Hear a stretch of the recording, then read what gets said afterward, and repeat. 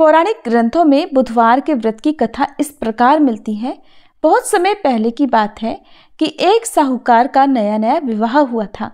उसकी पत्नी अपने मायके गई हुई थी। नया नया विवाह था, नई नई उमंग थी। साहूकार का परिवार भी कुछ खास बड़ा नहीं था। जो भी रिश्तेदार थे उनके घर बहुत दूर थे। अब साहूकार को अकेलापन खाए जा रहा था। उससे रहा नहीं गया और वह जा पहुंचा अपनी ससुराल। ससुराल में उसकी खूब आवभगत हुई। अगले ही दिन साहूकार ने कह दिया कि विदाई की तैयारी कर लीजिए, हमें निकलना है। अब संयोगवश वह दिन था बुधवार का। सास ससुर ने अपने दामाद को समझाने का प्रयास किया कि बेटा आज बुधवार का दिन है, इस दिन बेटी की विदाई नहीं करने का रिवाज है।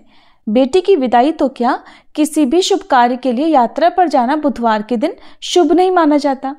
लेकिन साहूकार नहीं माना और कहा, मैं इन सब बातों को नहीं मानता, आप हमें जाने का आशीर्वाद दीजिए। अब अपने दामाद के आगे सास ससुर की भला कहाँ चलने वाली थी। मन मसोस कर तैयारी करनी पड़ी। बेटी की विदाई कर दी गई। आगे चलते चलते रास्ते में साहूकार की पत्नी को जोर की प्यास लगी। साहूकार जैसे ही पानी लेने के लिए गया और जब पानी लेकर वापस लौटा तो देखकर हैरान रह गया। उसने देखा कि उसकी ही हमशक्ल कोई व्यक्ति गाड़ी में पत्नी की बगल में बैठा हुआ है। उसकी पत्नी भी एक शक्ल के दो व्यक्तियों को सामने देखकर परेशानी में पड़ गई कि उसका पति कौन सा है। जैसे ही साहूकार ने पत्नी के पास बैठे व्यक्ति से पूछा कि वह कौन है, तो पलटकर उसने जवाब दिया कि भैया, मैं तो उस नगर का साहूकार हूँ और अपनी पत्नी को लेकर जा रहा हूँ। तुम बताओ तुम कौन हो और मेरी पत्नी पर तुम अपना अधिकार क्यों जमा रहे हो। ऐसे बहस करते करते दोनों में विवाद बढ़ गया। विवाद को देखते हुए राज्य के सिपाही वहां पहुंचे और साहूकार को पकड़ लिया। अब सिपाही भी चक्कर में पड़ गए कि दोनों की शक्ल सूरत तो एक समान है। उन्होंने साहूकार की पत्नी से ही पूछा कि बताओ इसमें से तुम्हारा पति कौन सा है। अब बेचारी भला वह क्या जवाब देती। तब साहूकार ने हाथ जोड़ लिए और भगवान से विनती की कि हे भगवान, ये आपकी क्या माया है। तभी आकाशवाणी हुई कि मूर्ख, याद कर, कुछ समय पहले तूने ही तो अपने सास ससुर की आज्ञा न मानकर भगवान बुद्ध का अपमान किया और बुधवार के दिन तू अपनी पत्नी को लेकर चल पड़ा, जबकि तुझे इस दिन नहीं जाना चाहिए था। ये स्वयं बुद्धदेव हैं जो तुम्हें सबक सिखाने के लिए तुम्हारे वेश में हैं। तब साहूकार ने सच्चे मन से क्षमा मांगी और भविष्य में कभी ऐसा न करने का वचन भी दिया और बुधवार को नियम पूर्वक व्रत पालन करने का संकल्प लिया। तब जाकर साहूकार के रूप में प्रकट हुए बुद्ध देवता अंतर्ध्यान हो गए और साहूकार अपनी पत्नी को लेकर घर जा सका। इस घटना के बाद साहूकार और उसकी पत्नी दोनों नियमित रूप से बुधवार का व्रत पालन करने लगे। मान्यता है कि जो भी व्यक्ति इस कथा को कहता या सुनता है, पढ़ता है, उसे बुधवार के दिन यात्रा करने पर भी कोई दोष नहीं लगता और समस्त सुखों की भी प्राप्ति होती है। बुध ग्रह की शांति और सर्व सुख के इच्छुक स्त्री पुरुष बुधवार के दिन इस व्रत को कर सकते हैं। ज्ञान, बुद्धि, कार्य, व्यापार आदि में उन्नति के लिए भी बुधवार का व्रत बहुत ही शुभ और फलदायी माना जाता है। आज के दिन बुद्ध देवता के साथ साथ भगवान गणेश जी की पूजा का भी विधान है। ये थी बुधवार व्रत कथा। अब सुनिए गणेश भगवान की कहानी, क्योंकि गणेश भगवान की कहानी के बिना हर व्रत कथा अधूरी होती है। एक बार गणेश भगवान एक छोटे से बालक का रूप धरकर चिमटी में चावल और चमचे में दूध लेकर धरती लोक पर आए और वहां आने पर वो एक गांव में गए जहां वो हर किसी से कह रहे थे कि कोई मेरी खीर बना दो, कोई मेरी खीर बना दो। एक बूढ़ी माई बैठी हुई थी। उन्होंने कहा, ला मैं बना दूं। अब वह छोटा सा बर्तन चूल्हे पर चढ़ाने लगी। तब गणेश जी ने कहा, दादी माँ, छोटी सी भगोनी मत चढ़ाओ, आपके घर में तो जो सबसे बड़ा वाला बर्तन हो ना, वही चढ़ा दो। बूढ़ी माई ने बालक का मन रखने के लिए वही किया। वह घर के भीतर गई और घर का सबसे बड़ा भगोना लाकर चूल्हे पर चढ़ा दिया। वह देखती रह गई कि उसमें जो थोड़े से चावल उस बड़े बर्तन में उन्होंने डाले थे, वो तो पूरा का पूरा भर गया। अब गणेश जी ने कहा, दादी माँ, मैं नहाकर आता हूँ, तब तक खीर तैयार हो जाएगी। खीर तैयार हो गई तो बूढ़ी माई के पोते पोती खीर खाने के लिए रोने लगे। बूढ़ी माई जब भी कुछ बनाती तो बिना गणेश भगवान को भोग लगाए कुछ नहीं खाती, न ही किसी और को खाने देती थी। तब उन्होंने मन ही मन कहा, गणेश जी तेरे भोग लगे। ऐसा कहकर उन्होंने चूल्हे में थोड़ी सी खीर डाली और कटोरी भरकर खीर बच्चों को दे दी।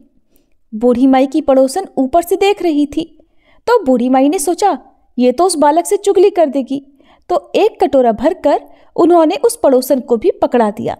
बूढ़ी माई की बहू ने चुपके से एक कटोरा खीर खाया और कटोरा चक्की के नीचे छुपा दिया। अभी भी गणेश जी नहीं आए थे। बूढ़ी माई को भी भूख लग रही थी, तो उन्होंने भी एक कटोरा खीर का भरकर किवाड़ के पीछे बैठकर एक बार फिर कहा, गणेश जी आपको भूख लगे। ऐसा कहकर भोजन करना शुरू कर दिया और खीर भी खा ली। तब तक गणेश जी आ गए, तो बूढ़ी माई ने कहा, अरे गणेशा खीर खा ले, मैं तो तेरी ही राह देख रही थी। गणेश जी ने कहा, दादी माँ मैंने तो पहले ही खीर खा ली। बूढ़ी माई ने कहा, खीर खा ली? अरे कब खाई? तू तो यहाँ था भी नहीं। गणेश जी ने कहा, जब तुम्हारे पोते पोती ने खीर खाई तब खाई थी, जब तुम्हारी पड़ोसन ने खाई तब खाई, और जब तुम्हारी बहू ने खाई तब भी मैंने खाई। अब तुमने खाई तो मेरा तो पूरा पेट ही भर गया। बूढ़ी माई ने कहा, बेटा और सारी बात तो सच है, पर बहू बिचारी का नाम मत लो, वो तो सुबह से काम में लगी हुई है, फिर भला उसने खीर कब खाई? तब गणेश जी ने कहा, अरे दादी चक्की के नीचे देखो तो झूठा कटोरा पड़ा है, और तुमने तो मुझे भोग लगाया, लेकिन तुम्हारी बहू तो वैसे ही खा गई। बूढ़ी माई ने कहा, अच्छा बेटा घर की बात है, घर में ही रहने दो। अब बताओ तो जरा ये बची हुई खीर का मैं क्या करूं? तो गणेश जी ने कहा, नगरी जिमा दो पूरी। तो बूढ़ी दादी ने पूरी नगरी जिमा दी, फिर भी खीर का बर्तन पूरा भरा ही था। जब ये बात राजा को पता चली तो बूढ़ी दादी को बुलाया और पूछा, क्यों रे बुढ़िया, ऐसा बर्तन तेरे घर पर अच्छा लगे या हमारे घर पर सोवे? तो बूढ़ी दादी ने कहा, राजा जी आप ले लो।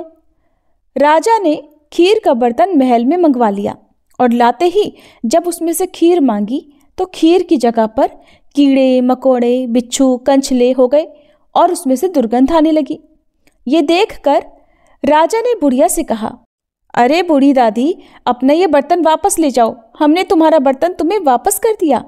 तब बूढ़ी माई ने कहा, महाराज अगर आप देते तो पहले ही कभी देते, ये बर्तन तो मुझे मेरे गणेश जी ने दिया है।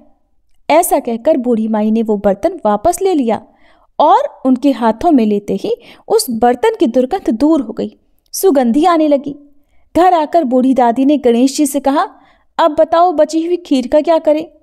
तब गणेश जी ने कहा, करना क्या है बूढ़ी दादी, झोपड़ी के कोने में गड्ढा खोदकर गाड़ दो, उसी जगह सुबह उठकर वापस खोदोगी तो धन के 2 मटके मिलेंगे।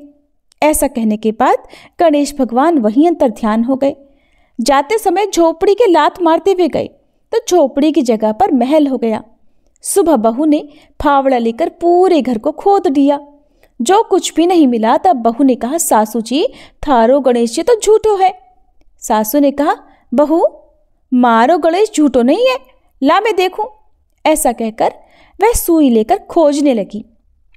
जब वह सुई से खोद रही थी तो टन टन करते 2 धन के मटके निकल आए। अब की बहुरानी बोली, सासू जी गणेश जी तो साचो ही हैं। सास ने कहा, अरे बहुरानी गणेश जी तो भावनाओं के भूखे हैं। हे गणेश जी भगवान, जैसा आपने बूढ़ी दादी को दिया वैसा सबको देना। विनायक जी की कहानी कहने वाले, हुंकार भरने वाले और आसपास के सुनने वाले सबको देना। बोलो गणपति महाराज की जय।